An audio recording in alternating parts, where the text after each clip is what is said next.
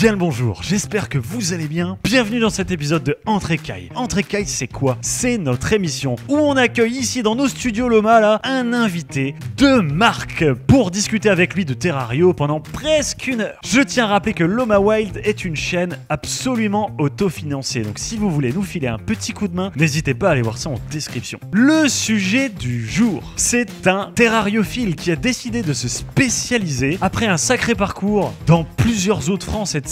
Lui, il s'est dit, je vais me spécialiser professionnellement dans le gecko de Nouvelle-Calédonie et plus encore. Salut Pierre, allez, j'arrête de vous embêter, le 9 reptile, c'est parti.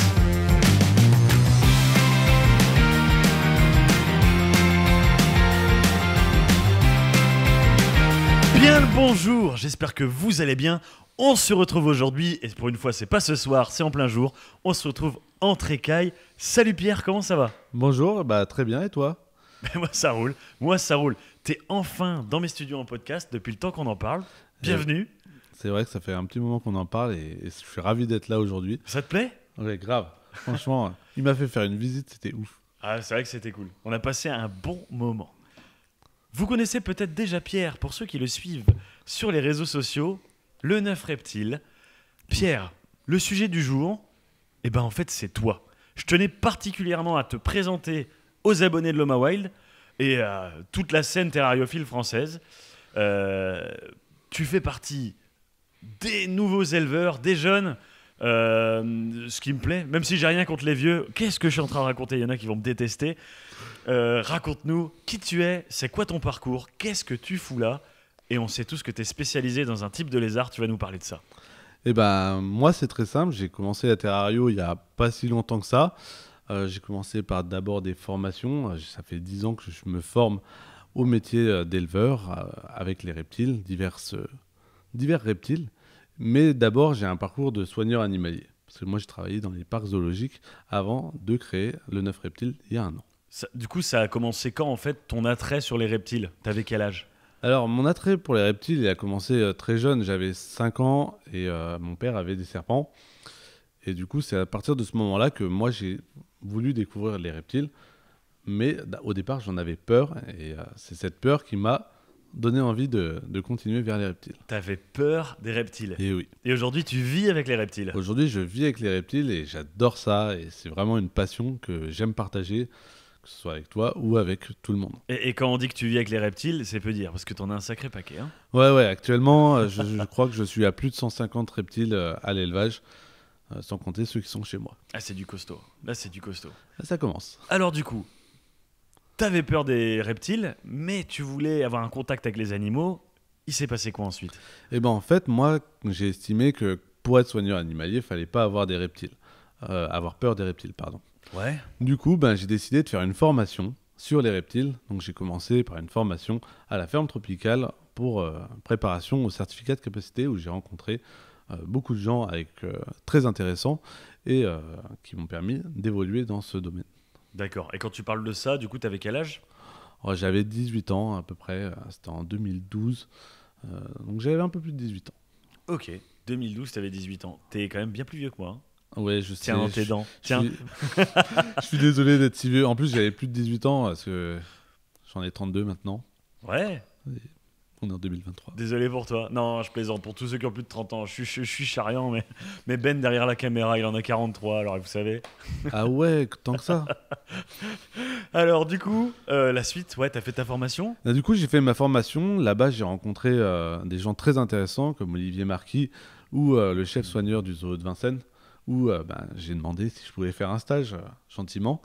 Au zoo de Vincennes, du coup? Oui, au zoo de Vincennes. Okay. Et du coup, quelques années plus tard, une fois que j'avais réussi à avoir de l'argent pour pouvoir faire mes stages, j'ai décidé de faire un stage à la ferme tropicale et un stage au zoo de Vincennes. Et ensuite, mon parcours s'est développé puisque je suis allé en école de soigneur et j'ai fait des stages à Beauval. J'ai fait pas mal de structures zoologiques juste après en tant que soigneur animalier. D'accord, ok. Et par contre, t'avais pas une formation de métier dans le monde des animaux? Non, en fait, la passion des animaux, je l'ai eue tout petit et c'est quelque chose qui m'a fait grandir. En fait, j'ai toujours appris sur les animaux, peu importe les espèces.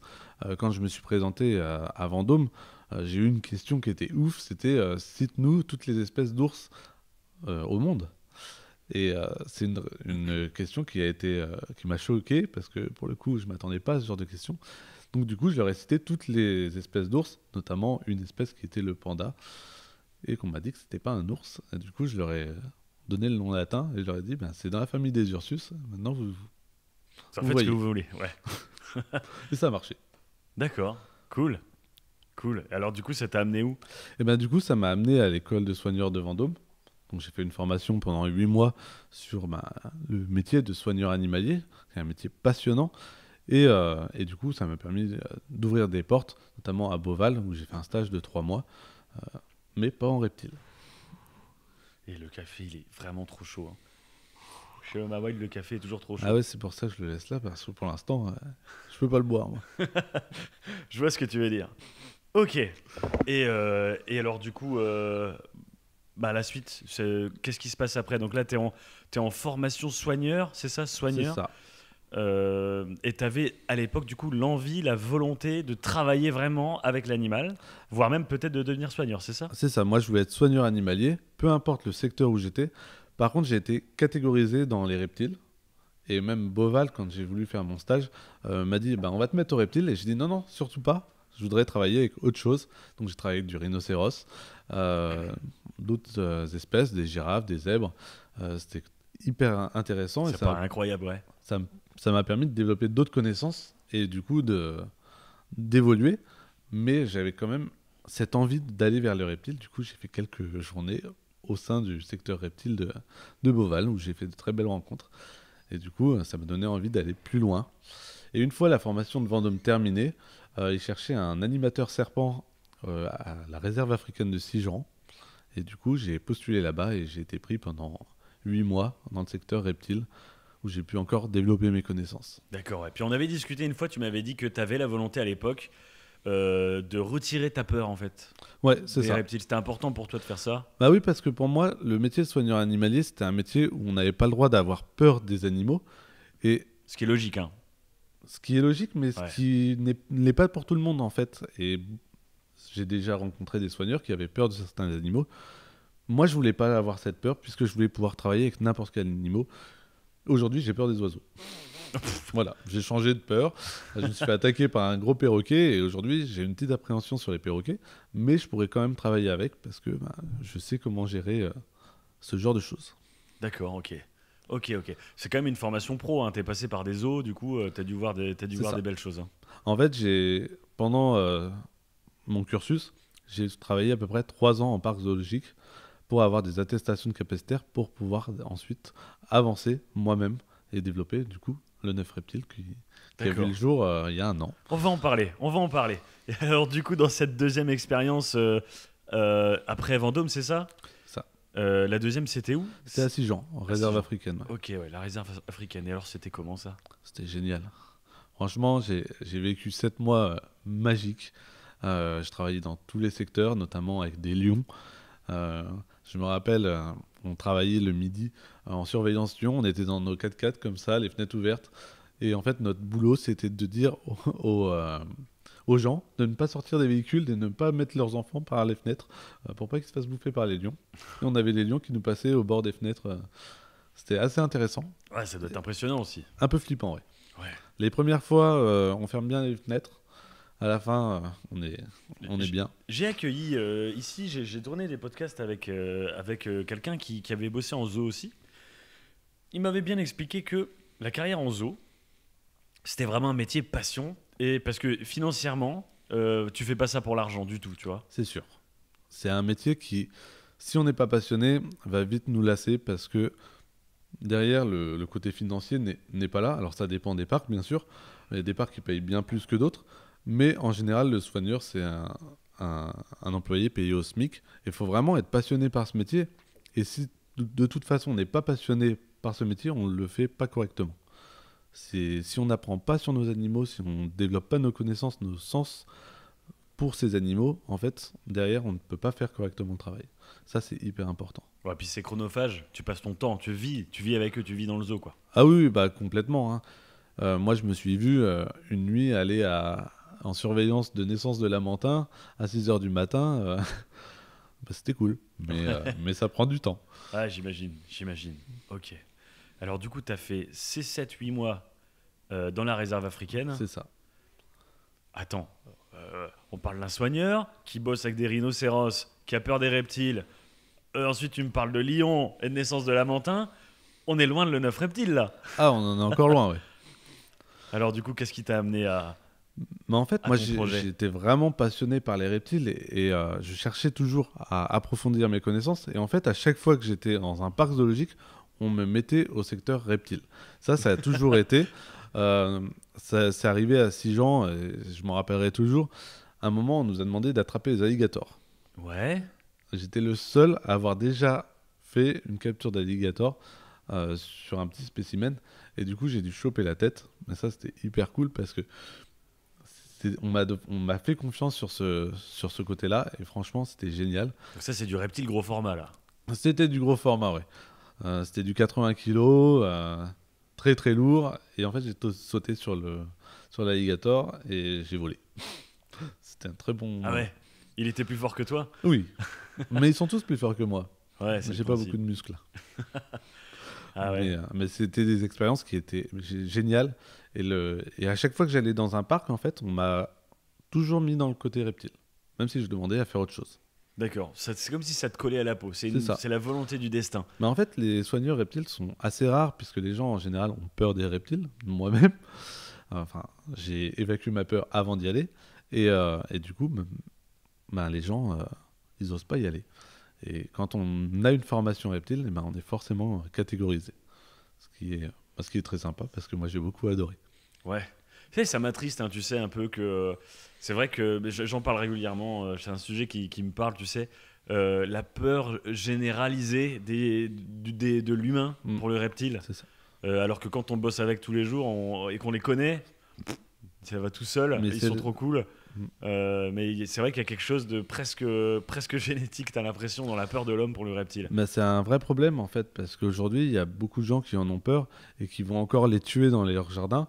Et le fait d'être dans ce milieu nous permet aussi à nous, c'est notre rôle en tant qu'éleveur, en tant que passionné, de partager ses passions, de partager nos connaissances et de former en fait les gens pour qu'ils n'aient plus peur et désensibiliser les personnes pour que derrière déjà il y ait plus de reptiles en France et que les gens aient moins peur et arrêtent de les tuer, quoi.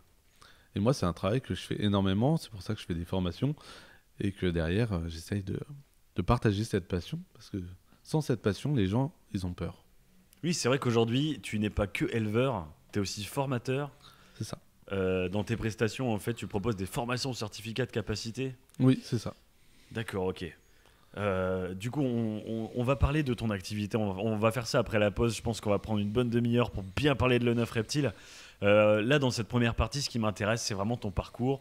Moi, je t'ai rencontré à la Bourse Reptile de Béthune. Oui. J'en ai rencontré du monde à la Bourse Reptile de Béthune. Je t'ai rencontré là-bas. Tu es aussi l'ami d'une amie. Oui, en effet. T'es l'ami de Laurine. On lui fait un gros coucou d'ailleurs à Laurine. De Soriana Behavior and More, qui est comportementaliste reptile. Vous collaborez pas mal sur les réseaux sociaux et tout ça. Et du coup, en fait, je t'ai rencontré plus intimement, entre guillemets, par téléphone. Bien sûr. On s'est téléphoné, tu m'as raconté tout ton parcours, tout ce que tu as fait. Et c'est vrai qu'en fait, tu as vu des belles choses. Hein. En fait, le fait d'avoir travaillé en parc zoologique m'a permis de voir énormément d'espèces et d'apprendre énormément. C'est sûr que si j'avais pas appris autant, je n'aurais pas lancé mon activité puisque déjà aujourd'hui, j'ai du mal à me reconnaître en tant qu'éleveur, mais sans avoir appris autant, en fait, j'aurais été perdu. Et c'est vrai que si on n'apprend pas sur nos animaux, on ne peut rien faire. Ouais. Donc j'ai vu des espèces de ouf. J'ai travaillé avec du croco, j'ai travaillé avec des dracaïnas qu'on voit de plus en plus quand même. Et j'ai C'est travaillé. une super espèce, ça. Ouais. Plusieurs projets peut-être. Mais ouais, du coup ça m'a permis de développer sur beaucoup d'espèces des choses plus ou moins dangereuses, mais au moins j'ai développé mes connaissances pour commencer sur une espèce très simple. Ça marche, ok. Je vois de quelle espèce tu parles. Du coup, après cette réserve africaine, où est-ce que tu es allé ? Et après cette réserve africaine, alors faut savoir que là-bas on m'a proposé de rester en CDI mais j'étais trop loin de ma famille parce que je suis très très famille. J'aime beaucoup partager. Et du coup, je suis allé à Thoiry pendant 1 an et 7 mois, D'accord. où au départ, j'étais au secteur éléphant. Donc pas du tout reptile. Et du coup, j'ai quand même demandé d'être un peu au reptile parce que j'aimais beaucoup ça. Et du coup, au final, j'ai fait beaucoup, beaucoup de reptiles. Et Et j'ai te rencontré revoilà ma avec les femme reptiles, là-bas. quoi. D'accord. Ok, t'as rencontré ta femme aux œufs de Thoiry. Et oui, c'était ma chef. C'est pas mal ça, hein. Ouais, c'était pas mal. C'est pas mal. Donc t'es resté, c'est ta plus grosse séance pro. C'est ça. 1 an, presque 2 ans. Ouais, c'est ça. Ouais, ok. Et donc t'étais responsable du secteur reptile, tout reptile. Alors, j'étais pas responsable, j'étais juste Soigneur, soigneur. ouais. T'étais soigneur dans. Ma femme était responsable. Oui, c'est ça. Et du coup, moi, je gérais les installations avec elle et sous le cheptel, enfin sous le capitaine qui est le curateur, qui gère la collection de reptiles, qui nous disait comment faire, quoi faire. Et alors c'était quoi ton quotidien? C'était quoi ta fonction? Alors moi, ma fonction, c'était soigneur animalier pur et dur. On faisait nourrissage, nettoyage. C'est moi qui gérais tout ce qui était et lampes, brumisation. En fait, je gérais les installations en général et les animaux. Donc dès qu'il y avait un problème, c'est moi qui le gérais. Alors toujours aidé par mes collègues, hein, bien sûr, mais du coup, on travaillait en petite équipe là-dessus. Et j'avais un secteur oiseau en même temps, dans le secteur reptile, ce qui me plaisait pas plus que ça. Mais bon, Ouais, j'ai fallait cru faire. comprendre. J'ai cru comprendre. Ok. Et alors, après ta longue expérience aux eaux de Thoiry, qu'est-ce qui s'est passé pour toi? Qu'est-ce qui t'a amené à la suite? Alors moi, j'ai quitté Thoiry pour des raisons personnelles. Ouais. Mais du coup, après, j'étais un peu frustré parce que moi, j'ai besoin d'animaux. J'avais besoin de... Je venais d'acheter un appart et je me suis dit, bon, je vais faire un peu d'élevage. Et au départ, je voulais faire un élevage amateur. Je voulais pas me diversifier plus que ça. Et j'ai acheté quelques serpents, des pitons Brongers May, des Morelia viridis. Et j'ai commencé à faire un peu de serpents pour mon plaisir personnel. Et puis après, une chose en amenant une autre, je suis passé au Felsuma, puis j'ai développé, puis après j'ai rencontré d'autres personnes, d'autres éleveurs qui m'ont dit oriente-toi plutôt sur cette espèce-là. Alors au départ, j'avais dit que je ne ferais pas de gecko à crête, mais j'ai découvert cette espèce et j'en suis tombé amoureux. C'est un très grand classique, hein, le gecko à crête, Ah oui, oui, aujourd'hui. C'est Mm. le gecko du débutant en tropical, humide, c'est ça. opposément au gecko léopard, hein, qui est le gecko du débutant par excellence, mais orienté aride. Ouais. Donc tu es parti en fait sur un gecko, on ne peut plus commun, C'est ça. et tu en as fait un truc dingue. Ah, j'ai essayé d'en faire un truc dingue, en tout cas. Je me donne à 100% pour ce projet et j'essaye de le développer. Donc en fait, au moment où tu as quitté Thoiry, tu t'es dit, ouais, il me faut des reptiles. Tu réinvestis un peu.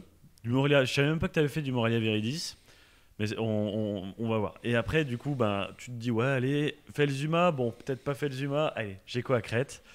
Et aujourd'hui, en fait, t'es pas connu que pour le gecko à crête. T'as fait quoi après? T'as pris toute la Nouvelle-Calédonie, Presque, presque. quasiment. En fait, j'ai commencé par le gecko à crête et moi, faut savoir que j'avais un problème d'ego. Ouais. Pour moi, j'étais très très bon dans ce que je faisais en tant que soigneur. Et D'accord. on m'a poussé là-dedans. J'ai des responsables qui m'ont poussé là-dedans. Et en fait, je me suis aperçu avec le gecko à crête, qui est une espèce très très simple à maintenir et à reproduire, qu'en fait, les premières pontes, je les ai foirées. Et du coup, ça m'a Ça choqué. t'a remis à ta place, quoi. Grave. Moi, clairement, aujourd'hui, j'ai beaucoup baissé en estime et je me suis remis à... Voilà, j'ai appris l'humilité. Et du coup, j'ai développé les geckos à crête. Puis j'ai vu que ça marchait bien. Au final, j'ai réussi. J'ai fait différents tests. Je me suis dit, bon, je vais essayer un peu plus dur, le Rhacodactylus auriculatus. Puis, on m'a dit, tu devrais tenter le chawa. Et puis, le Achianus. Et puis, l'Eachianus, pardon. Moi, Ouais. je le dis mal, mais en vrai, c'est l'Eachianus. Et puis après, j'ai pris presque toutes les espèces de la Nouvelle-Calédonie. Aujourd'hui, il m'en manque 2. Le Mniarogekko Djalou et le Trachycephalus. Mais pour D'accord. l'instant, c'est pas... Et alors, pas possible. au moment où tu crées ton entreprise en fait, le 9 Reptile, on est en quelle année? Et ben le 9 Reptile, elle a vu le jour en 2022. En 2022. Ouais, c'est tout récent. Et là, ça va faire 1 an. Et je suis très très content de ce qu'on a réussi à faire avec Laurine, puisqu'on travaille en partenariat. Et franchement, je trouve ça super cool. Les clients sont au top. Et j'adore partager avec eux. En général, je réponds assez rapidement et je réponds jusqu'à très tard parce que j'adore ça. Et les clients adorent ça aussi. Et où sont passés les Moralia Viridis et les Felzuma? Alors, les Felzuma, ils sont partis chez une amie parce que pour moi, j'arrivais pas en fait à voir le projet Felzuma dans sa globalité parce que je voulais toutes les espèces. Donc il y a quand même 42 espèces, ce qui était énorme et j'avais pas la place pour ce projet. Les Morelia viridis, par contre, ont été vendus au zoo d'Arcachon. D'accord, ok. Ils sont partis en zoo et ils sont très bien là-bas. Et tout ce qui est Bangers May a été vendu également, puisque forcément un élevage de serpents demande énormément de place. Et les geckos aussi, mais j'ai réussi à m'adapter. C'est marrant cette histoire de problème d'ego dont tu parles, parce que j'ai le sentiment que il y a des gens qui travaillent ou ont travaillé dans les zoos. Et c'est vrai que j'ai pu observer une certaine tendance pour des personnes qui viennent des zoos à se sentir un peu, je vais dire un mot un peu extrême mais supérieur aux terrariophiles qui n'ont pas fait de formation en zoo. Voilà, moi j'ai travaillé en zoo, moi je suis un pro, moi voilà. Et c'est vrai qu'en France on a un peu cette sensation-là. Moi tu sais, Loma Wild, on a vraiment la volonté d'être proche du terrariophile, même du petit terrariophile. Parce que en fait parfois il y a des prouesses qui sont exécutées par des gens non professionnels simplement par passion au sein de la terrariophilie. Des gens qui ont simplement des terrariums chez eux mais ils prennent une espèce, ils se disent bah ça il y a personne qui fait, ça m'intéresse, et ils développent le truc et c'est eux en fait qui vont débloquer tout ce qu'il y a à apprendre. Et il n'y avait pas besoin en fait d'être formé dans un zoo machin. Et c'est vrai que vous avez la réputation, vous les gens de zoo, à avoir le melon quand même.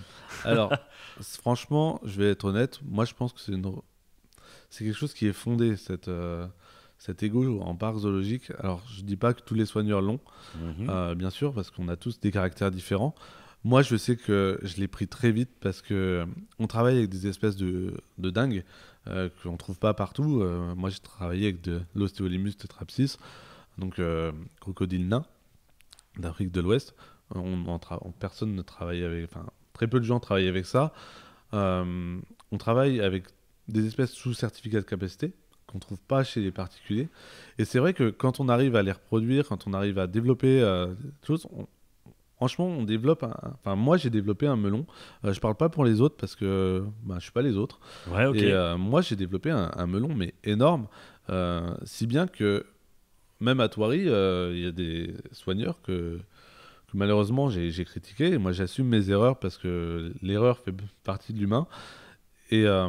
Et en fait, c'est quand on retourne dans le milieu normal, dans le milieu d'éleveur, moi, j'ai appris l'humilité, comme je l'ai dit tout à l'heure. Et si on ne s'aperçoit pas en fait de nos erreurs, eh ben on n'avance pas. Et si j'avais continué en parc zoologique à continuer comme ça, je pense que oui, j'aurais encore un plus gros melon. Et c'est desservir la terrariophilie française. Et aujourd'hui, je prône le partage, ce que je ne faisais pas avant. Ah, je suis d'accord avec toi. Aujourd'hui, je pense que j'ai énormément changé là-dessus. L'entreprise m'a fait énormément évoluer.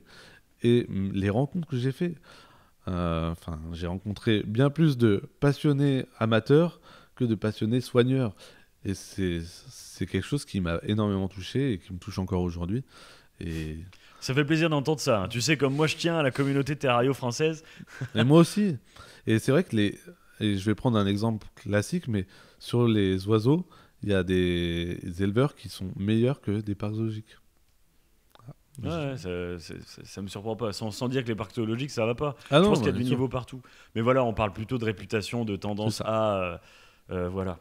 Ok, bah écoute, ce qu'on va faire là, on va faire une petite pause et après la pause, on va parler de le 9 Reptile, Eh ben, avec de plaisir. ton entreprise et de ton super projet. Merci. À tout de suite tout le monde. À tout de suite. Loma Wild est une équipe qui travaille à mettre en avant la terrariophilie française. Depuis le début, nous avons réalisé un travail audiovisuel à travers tous nos contenus, nous avons bâti la salle tropicale et mettons tous nos efforts à votre disposition, à vous terrariophile pour vous créer un contenu de qualité et pour vivre la terrario auprès de vous. À 100% autofinancé, vous imaginez bien que les frais sont conséquents et que ce n'est pas notre principale activité. Aussi, un coup de main de votre part serait le bienvenu. C'est facile, allez voir dans la description le lien Tipeee et en plus il y a des récompenses à gagner. On compte sur vous. Re tout le monde, Pierre, ça va toujours ? Bah, toujours. Un bon café, ça redémarre, toujours. Eh oui, toujours. Chez Loma Wild, c'est du café à tous les podcasts, avant et après la pause, comme ça on pète la forme, et à la fin on fait de la tachycardie parce qu'on a bu trop de café. Et en plus là on a été rejoint par Mitzi, hein Mitzoui, t'es venu faire un podcast, t'es venu rencontrer Pierre. Bah oui, hein. Alors Pierre, avant ce podcast, tu nous as expliqué un petit peu ton parcours dans le monde de l'animal, les zoos, tes formations que t'as fait toi, soigneur et tout ça. Dans cette partie, on va parler de ce que tu fais aujourd'hui. C'est très vaste. Et alors, qu'est-ce qu'il y a de si vaste ? Qu'est-ce que tu fais aujourd'hui, Pierre ? Bah, aujourd'hui, moi, j'ai développé l'élevage Le Neuf Reptile. Donc, ça fait 1 an que j'ai monté l'élevage. Donc, aujourd'hui, je travaille sur énormément d'espèces de Nouvelle-Calédonie. Donc, du gecko à crête, du Rhacodactylus auriculatus, donc gecko gargouille, du gecko sarrasin, du gecko géant de Nouvelle-Calédonie. J'ai énormément d'espèces. J'ai du varan aussi, un peu d'acanthurus. D'accord. J'ai un peu de tribonotus. Enfin, j'ai plein d'espèces qui sont hyper sympas. Et j'ai des Chinosaurus aussi qui sont ma fierté. Mais alors, du coup, pour avoir autant d'espèces, toi, tu dois être certifié. Ouais, c'est ça. J'ai dû passer un certificat de capacité Ouais. que j'ai passé en tant qu'amateur au départ. D'accord. Mais on m'a proposé de passer en professionnel. Enfin, on m'a obligé à passer en professionnel parce que j'avais déjà beaucoup d'animaux. C'est-à-dire que j'avais dépassé déjà les quotas. J'étais à 80 animaux et aujourd'hui, j'en ai 150. Donc, D'accord, ok. c'est énorme. Donc, tu as une entreprise d'élevage de lézards principalement. Enfin voilà, C'est ça. Gecko de Nouvelle-Calédonie, quasiment toutes les espèces. Tu es un éleveur capacitaire. Oui. Et tu as donc un établissement. C'est ça. C'est un établissement qui se situe à Dreux, donc vers Nouillet pour être précis. Au sud de Paris. C'est ça, C'est ça, à hein. 1 heure de Paris. Au sud de Paris. Et du coup, quelle est ta clientèle ? Quel est ton business ? Qu'est-ce que tu fais en fait avec tous ces animaux ? Et c'est quoi le quotidien d'un éleveur professionnel comme toi ? Alors moi, ma clientèle, c'est vraiment ouvert à tout le monde. J'ai des geckos pour tout budget et pour toute expérience terrariophile. Aujourd'hui, mon but, c'est vraiment de partager mes connaissances et ma terrario avec mes clients. Donc je travaille avec tout le monde. Un jeune qui veut se lancer dans la terrario, je vais plutôt l'orienter sur un gecko à crête et je vais lui dire comment monter son bac. Et pour des gens plus expérimentés, je vais proposer du Rhacodactylus leachianus, qui est beaucoup plus gros, beaucoup plus difficile à maintenir, même si c'est en termes de maintenance, C'est relatif. Hein. c'est assez similaire au Ciliatus, mais c'est un peu plus agressif.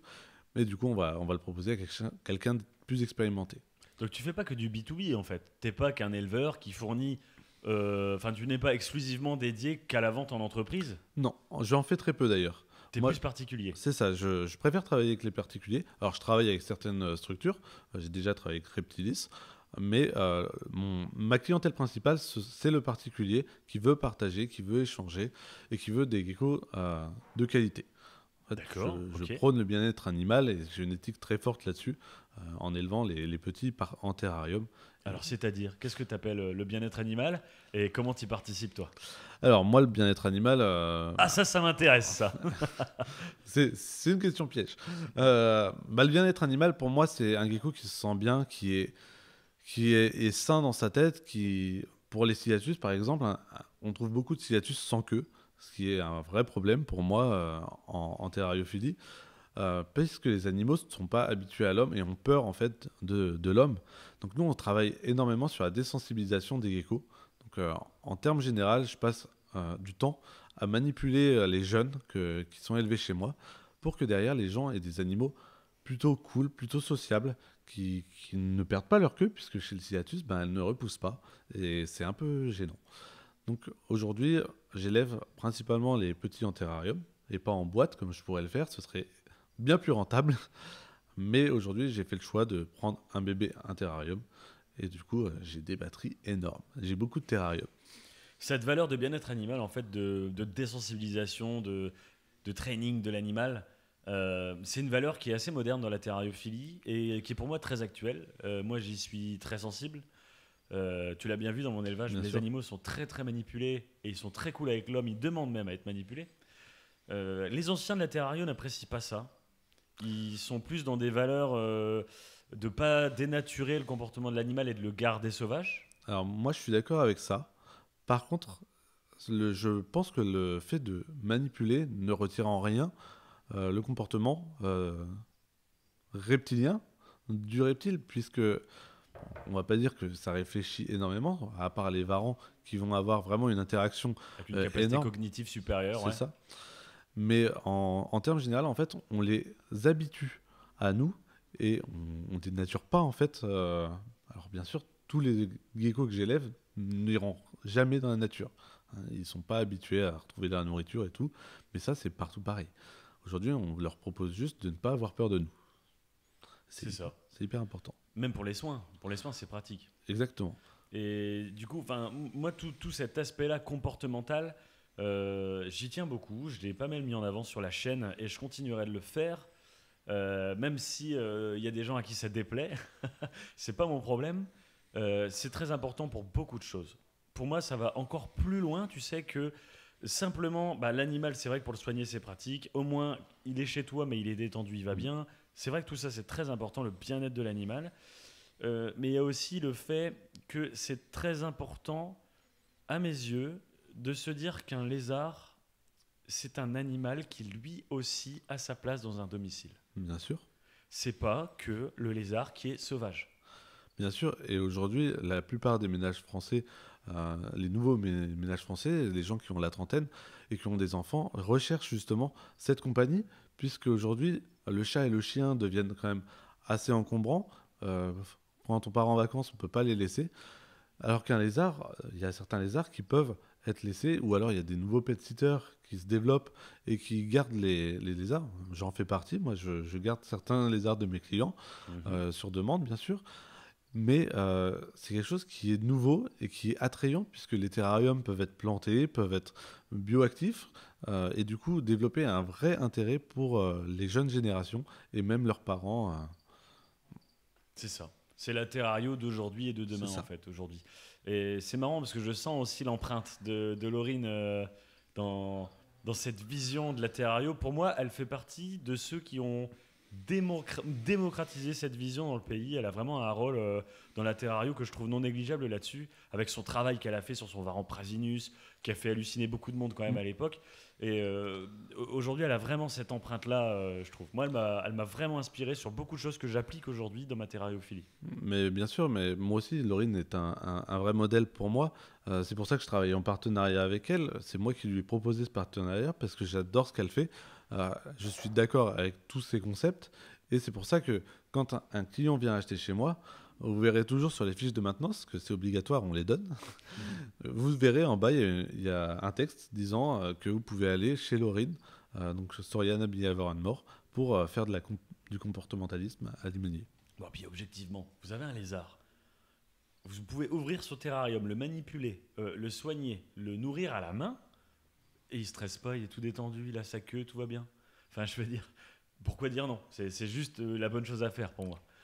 Bah pour moi, c'était hyper important et c'est vrai que moi, j'en ai visité des élevages amateurs et professionnels. Et pour moi, alors je me réfère souvent aux élevages au Texas qui Ouais, élèvent les Ciliatus dans des boîtes. Ça fonctionne très bien. Chez eux, ça fonctionne très bien. ouais, c'est fonctionnel. Mais pour moi, c'est plus pour le rendement que pour... alors, je suis pas contre les racks, bien sûr, mais pour certaines espèces.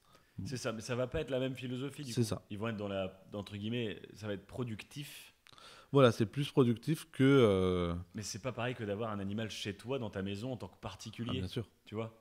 C'est la différence entre la vision pro et la vision du particulier. Et chez nous, chez l'Homme Wild, on est vraiment très proche du particulier, du terrariophile de tous les jours. Nous, c'est ça qui nous attire le plus, tu vois? Bah, c'est ce que j'ai voulu aussi faire à le 9 Reptile, c'est que chaque petit du coup a son terrarium et les terrariums sont faits comme chez un particulier. Alors bien sûr, moi j'utilise du synthétique parce que j'ai des conditions de nettoyage et de désinfection Ah, c'est du obligatoires. taf, hein? Ah, c'est du taf aussi, hein? Ouais, c'est beaucoup de travail. Et du coup, ben, ils ont tous un terrarium. Ouais, d'accord, ok. Et alors, du coup, t'as 150 lézards, Ouais. et 150 adultes, ou tout compris? Ah non, tout compris quand même. Tout compris, d'accord. Ouais, c'est déjà bien suffisant. Et alors, comment ça se passe? Quelle est la part d'adultes? Quelle est la part de petits? Et combien? En fait, c'est comment les flux, les débits? Tu vois ce que je veux dire? C'est bizarre de parler de ça en parlant d'animaux, mais c'est vrai, on va pas se mentir, voilà, on prend les mots qu'il faut. Il y a des animaux qui naissent, il y a des animaux qui sont vendus, qui sortent. C'est ça. Bon, ça représente quoi en termes d'ordre de grandeur? Alors, j'ai pas tous les chiffres en tête. Aujourd'hui, je peux te dire que j'ai plus de 100 bébés à l'élevage Ok. qui sont en train de grandir. Donc, j'ai à peu près une cinquantaine d'adultes reproducteurs. Donc, tu as quand même 2 tiers de ta population qui c'est les petits, en Bien fait, sûr. destinés à la vente. Ouais. Ouais, ok. Après, j'ai aussi des espèces, j'ai des adultes qui ne sont pas en reproduction. Les Chinosaurus, je les reproduis pas. Ouais. Pour l'instant, ça reste de côté. C'est mon plaisir personnel. Mais oui, j'ai quand même 2 tiers de bébés qui sont à la vente. J'ai encore une cinquantaine d'œufs en incubation cette année, j'en ai eu beaucoup. Et en termes de chiffres, je dois être à peu près une quarantaine de ventes par an. En tout cas, l'année dernière, j'en ai fait une quarantaine. Et, euh, et cette année, j'espère en faire plus, bien sûr, puisque moi, j'ai une D'accord. centaine de naissances à l'année, quoi. Et alors, quel est ton modèle économique, tes outils de vente, ton marketing? Comment tu fais pour vendre, en fait? Il suffit d'aller sur Instagram et dire j'ai un gecko, tu as un site internet Ouais, et je t'ai rencontré en bourse. c'est Comment ça. ça se passe? Et ben en gros, au début, moi, je faisais les bourses en tant que particulier. Il faut savoir que j'étais pas capacitaire, donc du coup, j'avais une petite table. Et l'année dernière, j'ai développé la table. Donc, au lieu d'avoir 1 mètre, j'en ai pris 6. Et donc, je vends beaucoup en bourse. C'est là où je fais le plus de ventes en général.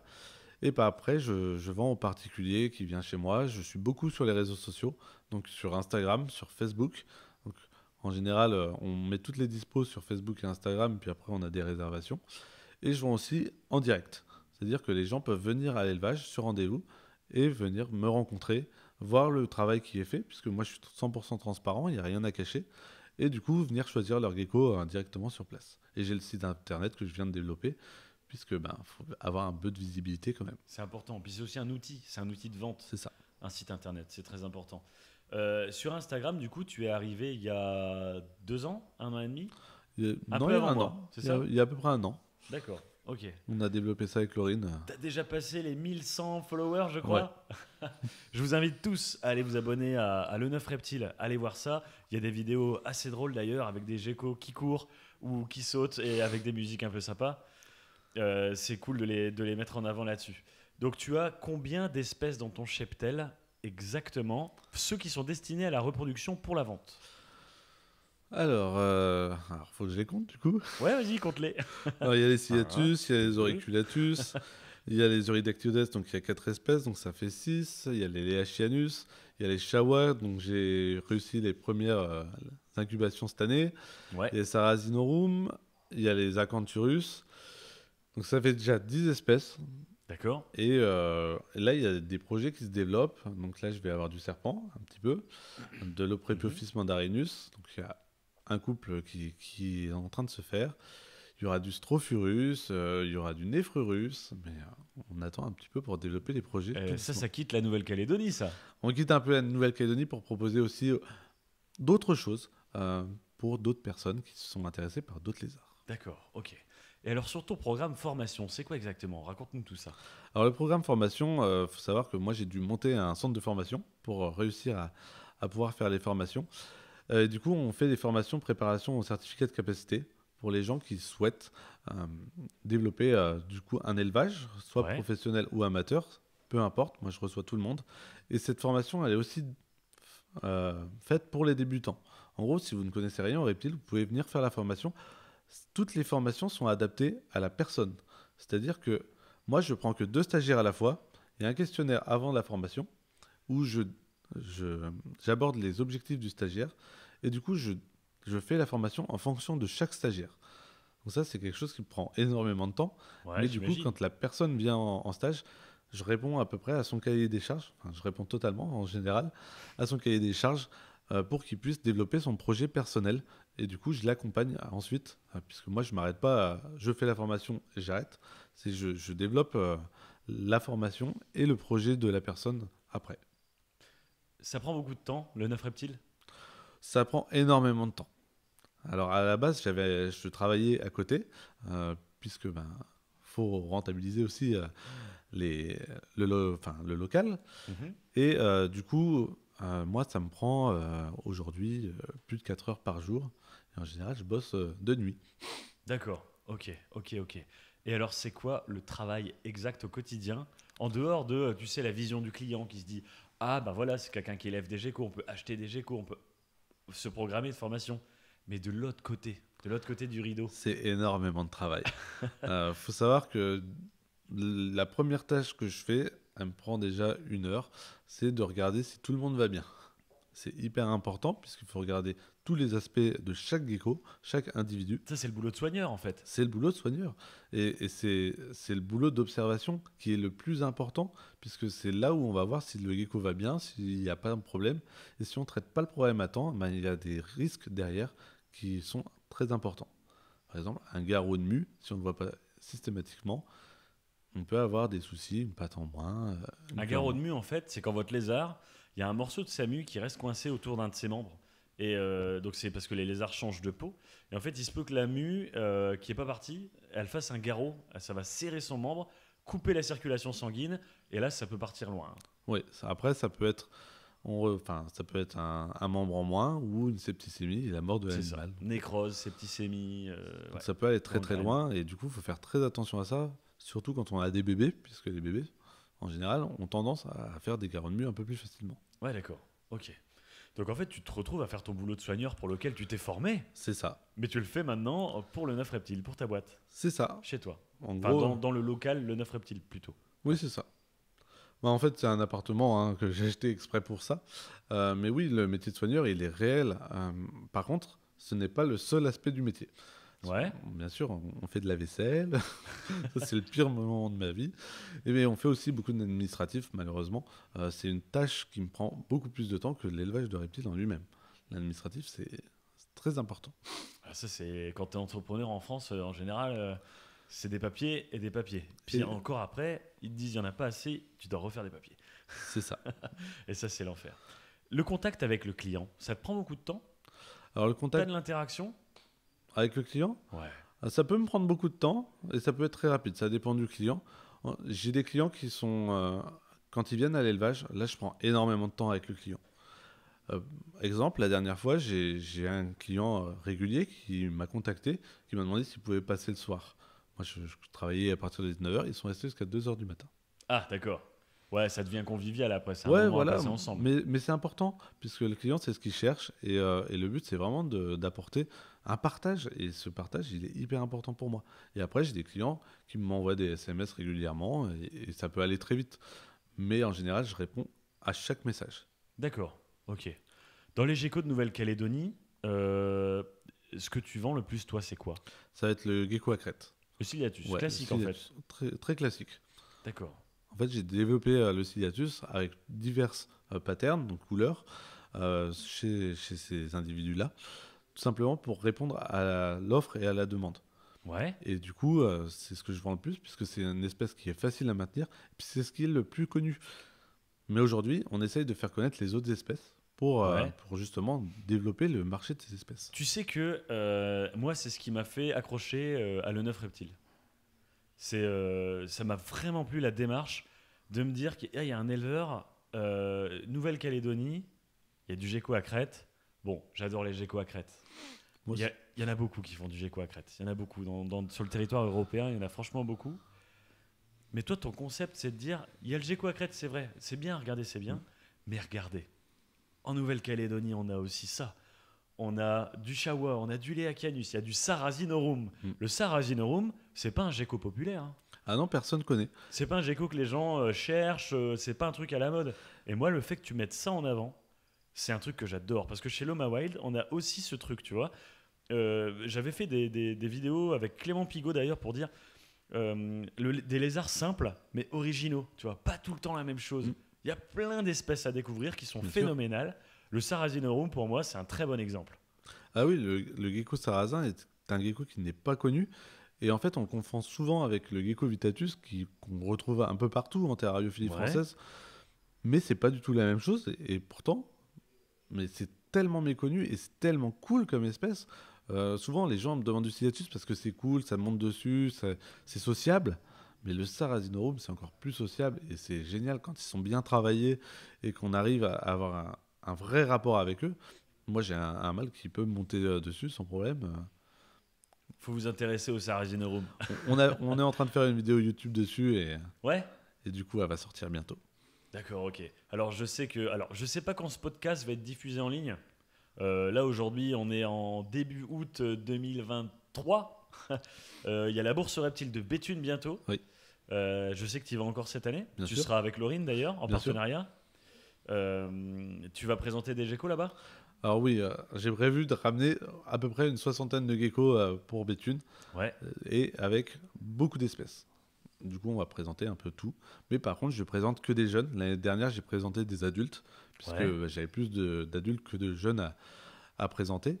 Mais cette année, j'ai réussi à avoir un peu tout le cheptel en jeunes. Donc, on va présenter que des bébés. D'accord. Ok. Est-ce que tu vas communiquer en bourse sur tes programmes de formation et tout ça? Comme c'est loin de ta région, est-ce que ça a une véritable plus-value? Alors, moi, je communique tout le temps sur tout ce que je fais, Ouais. puisque, en fait, mes clients viennent de partout. Aujourd'hui, j'ai des clients qui viennent du sud de la France pour m'acheter des geckos. Donc ça, c'est top. Moi, J'avoue, j'adore. c'est cool. Ouais, franchement, j'ai été surpris, mais on m'a même demandé de faire une bourse dans le sud cette année. J'en ai fait une l'année dernière. On m'a rappelé. Et du coup, moi, je travaille avec vraiment tous les gens en France et même à l'étranger, puisque j'arrive à vendre en Belgique. Ah ouais, d'accord. Ok. D'accord. Tu travailles les morphes, les robes, les patterns? Alors, je travaille un peu de pattern pour le Ciliatus. Sur les racos d'Activus auriculatus, un peu moins. Attends, faut expliquer, pour ceux qui ne savent pas. En fait, la sélection, si vous voulez, de reproducteurs et de petits et tout ça, ça peut amener à aller travailler les robes, donc l'apparence de vos lézards. Chez les geckos ciliatus, donc les geckos à crête, c'est un truc de base. Hein. On travaille C'est tout le ça. temps les patterns. Et en fait, ça va leur donner des dessins, si vous voulez, sur leur robe. Il va y avoir des écailles, par exemple les pinstripes, les full pinstripes, les lily white, les arlequins. Enfin, il y en a des tas et des tas et des tas et des tas. C'est comme pour les geckos léopards. Enfin, là, génétiquement, c'est pas le même principe, mais dans l'idée, c'est ça. Si vous avez en fait des tas de geckos différents quand vous allez en reptilerie, avec des tas de robes différentes, c'est parce que l'éleveur derrière a fait un travail, des sélections des parents, des petits, C'est ça. pour avoir des robes. Alors, nous, on a sélectionné les parents dans toute l'Europe. Ouais. Du coup, j'ai des geckos suisses, j'ai des geckos belges, j'ai des geckos de République tchèque.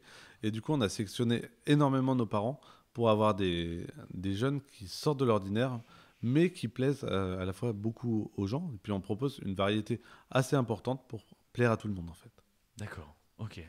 Bah écoute Pierre, Yeller, on va arrêter ce podcast. Ça m'a fait plaisir de te voir. Bah, C'est moi aussi. la première fois que tu viens. On en parlait depuis longtemps. On l'a dit au début du podcast. Quand tu veux, tu reviens. Il n'y a pas de Eh problème. ben, merci beaucoup, c'est un vrai plaisir. On se revoit bientôt à la Bourse Reptile. Ok, pas de soucis. On vous dit tous bonne soirée, bonne journée À bientôt. et force à vous.